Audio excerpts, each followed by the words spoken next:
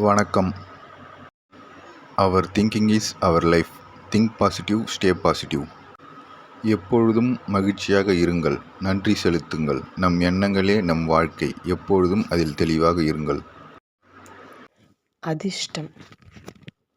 மகாலட்சுமியும் அவளின் சகோதரி மூதேவியும் பூலோகத்தில் உலா வந்தனர்.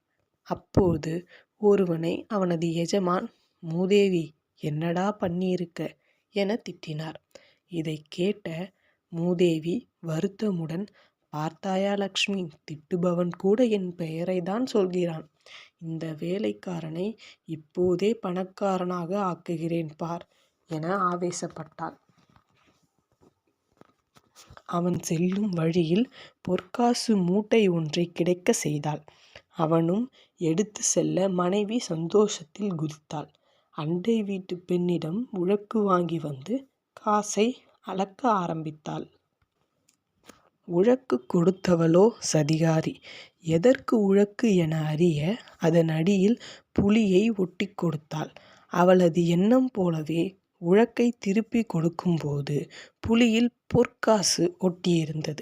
பேராசை கொண்ட அண்டை வீட்டுக்காரி இரவோடு இரவாக பொற்காசுகளை திருடினாள்.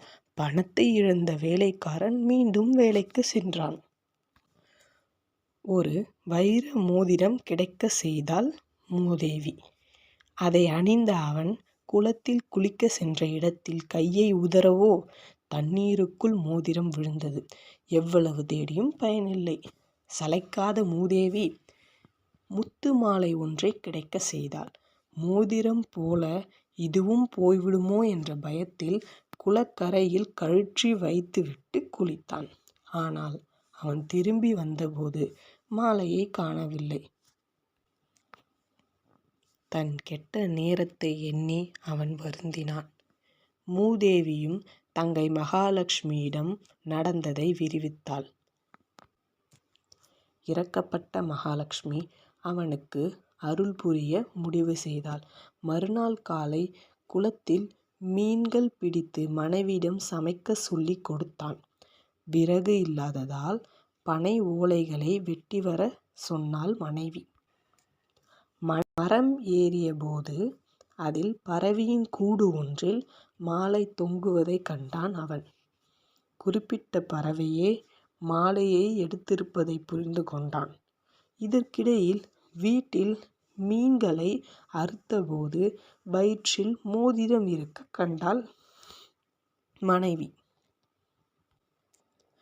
வேலைக்காரனும் அவனது மனைவியும் ஒரே சமயத்தில் பார்த்துட்டேன் என ஒருவருக்கொருவர் தாங்களை பார்த்ததை தெரிவித்தபோது பொற்காசுகள் திருடிய அண்டை வீட்டு பெண்ணின் காதில் விழுந்தது. பொற்காசுகளை திருடிய விஷயம் தெரிந்துவிட்டது போல என அவள் எண்ணிக்கொண்டாள். மன்னரிடம் புகார் செய்தால் அவமானப்பட நேருமோ என பயந்தாள். அன்றிரவே வேலைக்காரன் வீட்டு வாசலின் முன் பொற்காசுகளை வைத்துவிட்டு சென்றாள். மகாலட்சுமியின் அருள் இருந்தால் ஒருவர் வாழ்வில் ஏற்படும் நன்மைகளை விவரிக்க முடியாது. நன்றி. வாழ்க நலமுடன் வளமுடன்.